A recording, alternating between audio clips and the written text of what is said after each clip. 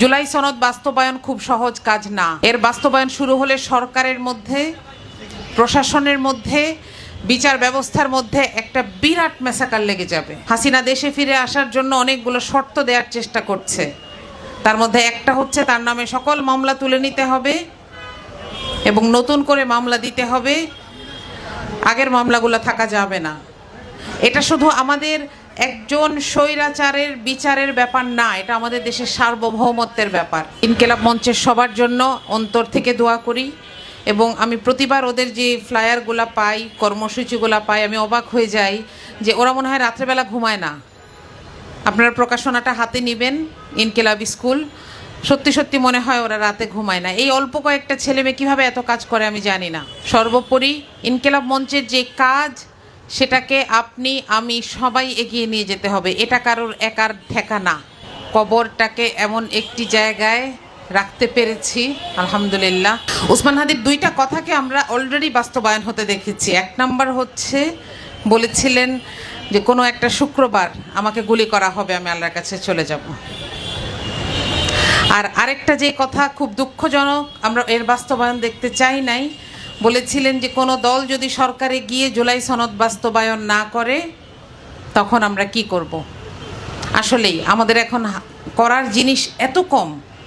আমি একজনকে একটু শুধরে দিতে চাই, সংসদে ওসমান হাদির নাম বলিনি, একজন অভিযোগ করেছেন, এই কথাটা, অভিযোগটা ঠিক না।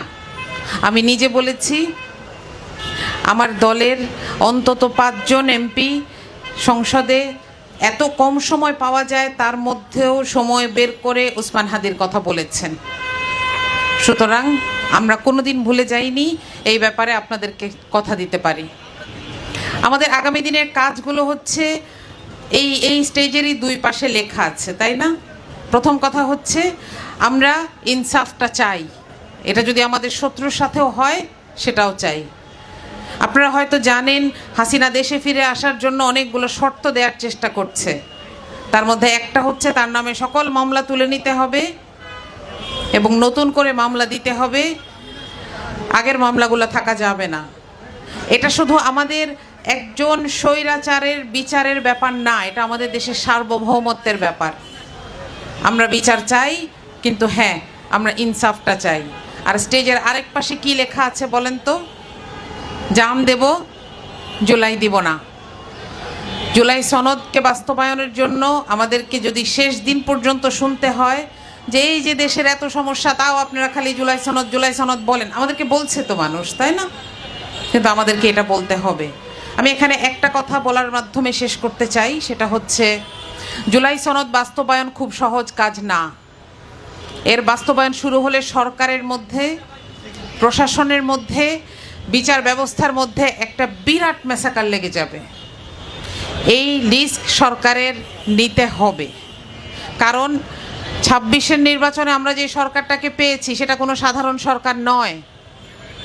সেখানে সরকারে এমন মানুষ আছেন, সরকার এবং বিরোধী দলে এমন মানুষ আছেন, সংসদে যারা বসেন সেখানে এমন মানুষ আছেন যাদের পরিবারের মানুষ গুম হয়ে গেছে, আজও পাওয়া যায়নি।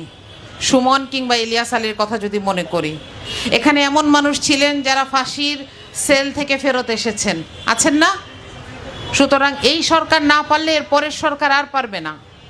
এদেশের মানুষ যে শক্তি দিয়ে, সাহস দিয়ে জুলাইকে নিয়ে আসছিল, এদেশের বুকে জুলাইকে নামিয়ে নিয়ে আসছিল, সেই সাহসকে এবং শক্তিকে ব্যবহার করার সময় এটাই।